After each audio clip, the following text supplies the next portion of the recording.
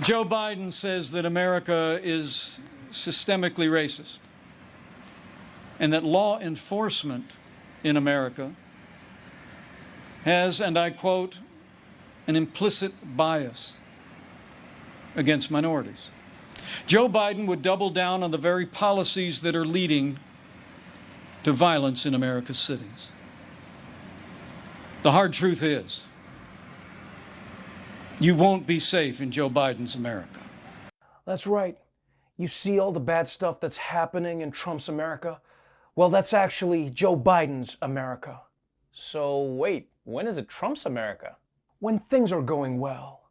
And as for the idea that you won't be safe when Joe Biden is president, people are not safe now! Forget the riots, coronavirus is waiting to punch me in the lungs as soon as I leave the house. You won't be safe in the future. Bitch, I can't even go to a Denny's right now! So Mike Pence talking about riots and protests wasn't exactly on the up and up. But it was nothing compared to his bullshit about Trump's handling of the coronavirus pandemic, which, to hear him tell it, was more perfect than Trump's call with Ukraine. Before the first case of the coronavirus spread within the United States, the president took unprecedented action and suspended all travel from China, the second largest economy in the world. Now, that action saved untold American lives. And I can tell you firsthand, it bought us invaluable time to launch the greatest national mobilization since World War II. President Trump marshaled the full resources of our federal government from the outset.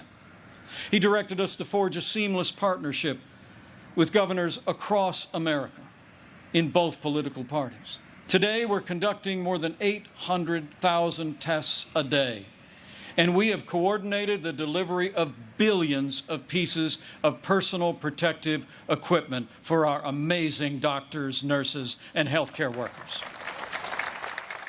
Okay, I'm not gonna lie. I'm actually kind of impressed by how much cow excrement Pence managed to pack in here. Because yes, America is doing 800,000 tests a day now. What Pence doesn't mention is the many months where America did basically no testing, and that Trump himself wants there to be less testing. Pence brags about coordinating the delivery of PPE. What he doesn't mention is that America was so disorganized on PPE that nurses were wrapping themselves up in garbage bags, running around looking like some kind of broke-ass Missy Elliott's. I mean, it's great that you bought invaluable time to launch a national mobilization, but what would have been even better was if you actually used that invaluable time to actually do the national mobilization. Oh, and as for the seamless partnership with America's governors, I assume Pence is referring to when Trump told Democratic governors that they would only get help if they were nice to him. I mean, I guess that's a seamless partnership.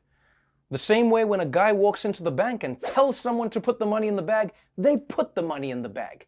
Hashtag teamwork. Now, to be fair, Mike Pence did admit that America hasn't completely solved coronavirus. But then he got mad that Joe Biden said finishing the job would take actual work. Now, last week, Joe Biden said that no miracle is coming. Well, what Joe doesn't seem to understand is that America is a nation of miracles. And I'm proud to report that we're on track to have the world's first safe, effective coronavirus vaccine by the end of this year.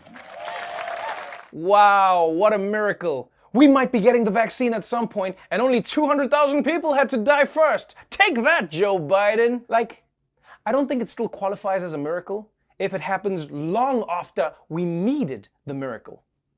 God parting the Red Sea wouldn't have been quite as miraculous if it happened 8 months after the Egyptians stabbed all the Israelites to death.